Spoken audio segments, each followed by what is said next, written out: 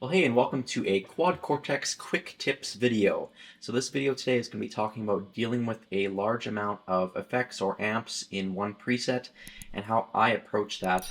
I recently had a question about dealing with multiple lines of effects and how I would basically treat that when setting up my mutes and bypasses, and this will be an example of that. So in this preset here, I've got a bunch of different amplifiers set up on the scenes, so E through F. So E is right there. F, I have another one that is a 2-rock.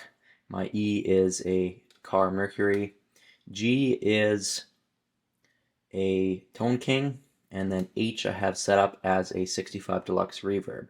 So I basically wanted to demo the cleans on all these amps and basically use them all in one preset while also kind of testing how much DSP the thing could handle. Out of curiosity, that is at 66%, so I have no global EQ, and I'm also not able to have a noise gate on the inputs.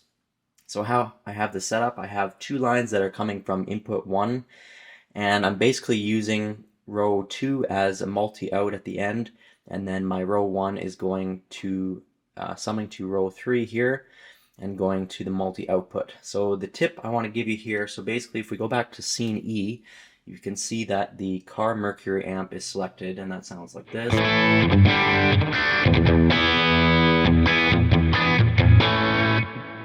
And basically I wanted the next scene to have a different amp, so I piggyback that onto row 1 and have, because my first amplifier had a cab built in, I had to use an IR for the 2-rock. So that sounds like this.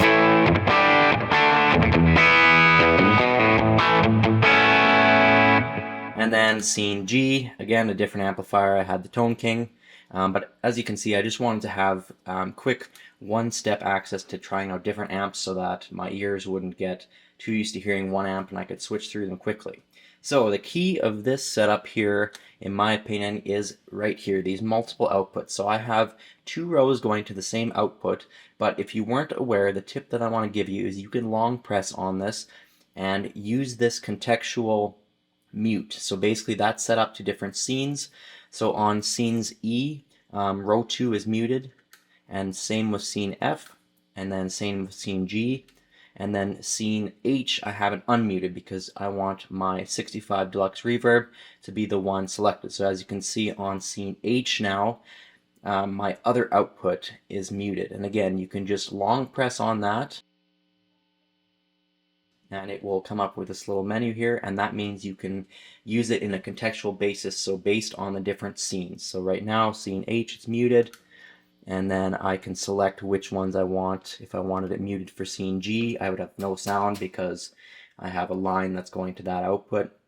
But you can just basically pick and choose, just like you can on all the other effects, basically how you want those to be set up based on the scenes. I would use this instead of just going through and muting or bypassing all of the effects that you don't want in use when you're using a certain scene. So for example, on scene G, I'm using the Tone King with an IR. So I want basically everything else that's not involved in that particular chain to be muted. So I'm looking at basically line 2 here. So I could go through and mute all of my channels. That just takes more time, but I find because there's effects involved and stuff and it's just a little bit more time consuming, I find the easiest way to do it is just take that mute at the multi-output level. So my output is basically muted, then I don't have any sort of extra noise or anything like that when dealing with different lines of effects. I find that's the most effective way to do that. So the other situation I'll talk about, which might be more applicable to the specific question I got on one of my videos regarding multi-effects and multi-lines of effects. Let's take a look here. We've got two lines that are summing to row 3. So I've only got one multi-out that terminates on row 3 there, but I've got two different row 3s. And then just for happenstance, I just still have these set up as in 1 and in 2.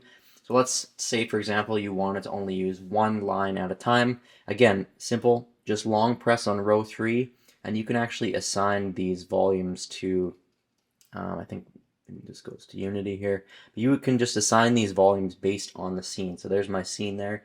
If I long press on this guy here, I get that contextual ABCD graphic, and if for scene G I wanted row 2 to be completely muted, all I would do would be to turn that off, and row 2 would be muted, and row 1 would be the one that's going down to row 3 to go to my outputs. So that's how I would tackle that problem. If you found this tip helpful, please consider subscribing to the channel and like the video, and we'll see you in the next quick tip. Thank you.